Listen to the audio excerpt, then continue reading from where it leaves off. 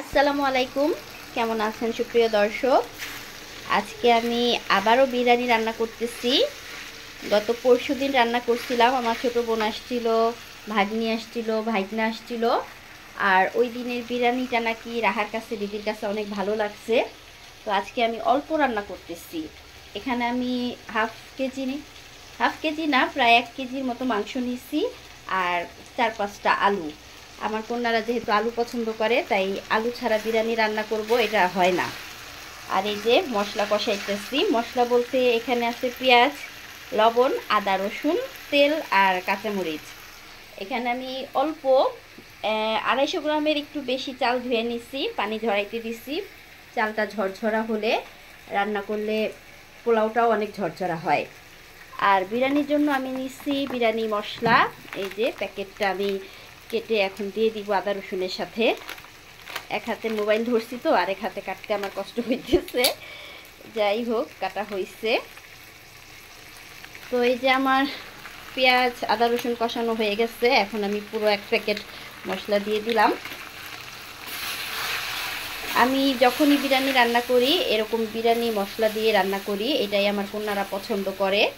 ওই দিন অল্প রান্না করছিলাম, সবাই খাওয়ার পরে ছিল না, তো রিদ্ধি সেই বিরিয়ানিটা মিস করতেছিল।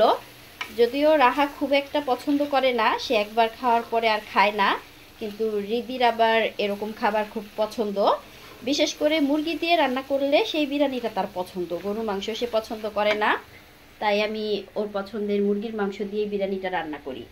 তো এই তো মাংসটা আমি ধুয়ে মাংস আলু একসাথে পানি ঝরাতে দিছিলাম, আর এখন মশলার সাথে মাংসটাও ঝরাই নিই।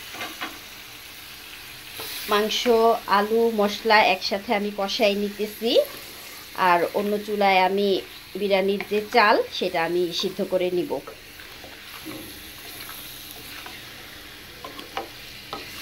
অনেকেই বিরিয়ানির মধ্যে আলু পছন্দ করেন না, কিন্তু আমার কন্যাদের আবার বিরিয়ানির আলুটা ভীষণ পছন্দ। তাই যখনই বিরিয়ানি রান্না করি মাংসের সাথে আমি সমপরিমাণ আলুটা দিয়ে থাকি।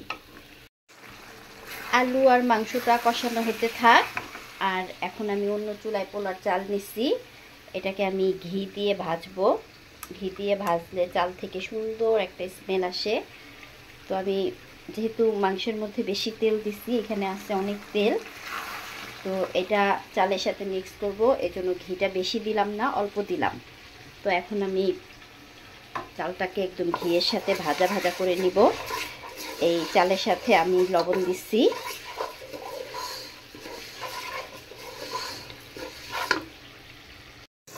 চালটা আমার ভাজা হয়ে গেছে, এখন আমি গরম পানি দিব। এই যে আমি জগের মধ্যে গরম পানি অলরেডি দিয়ে রাখছি, গরম হয়ে গেছে।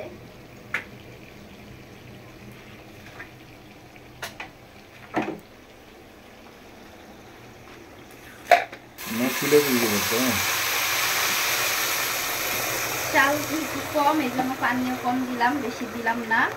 একদম বলক তোলা পানি, সাথে সাথে বলক চলে আসছে। এটা হইতে থাক, আমি চুলাটা একটু কমাই দিই। মাংসটা আমার কষানো হয়ে গেছে, চালটা ফুটে গেলে আমি মাংসটা মিক্স করব।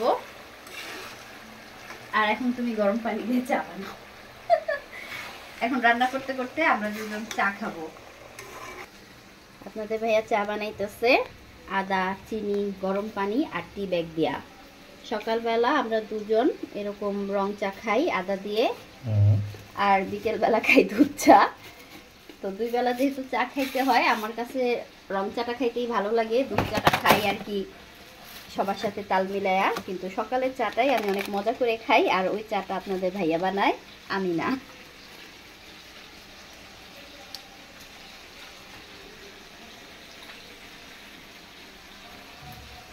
এই হচ্ছে অনেক মজার একটা রং চা। আদা ছেঁচা দিছে, চিনি দিছে, টি ব্যাগ দিছে। এটা চুলায় জাল করতে হয় না, গরম পানি দিয়ে।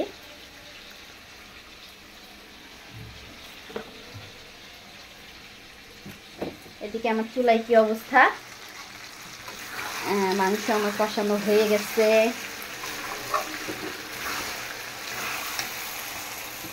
চাল উঠে গেছে, এখন মাংসটা মিক্স করব।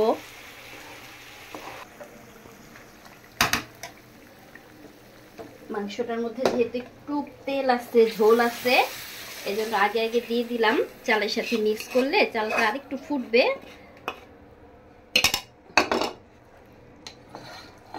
ভালো মতো মিক্স করে দেই, আস্তে আস্তে অল্প আছে, এটা বাকিটা ফুটে যাবে।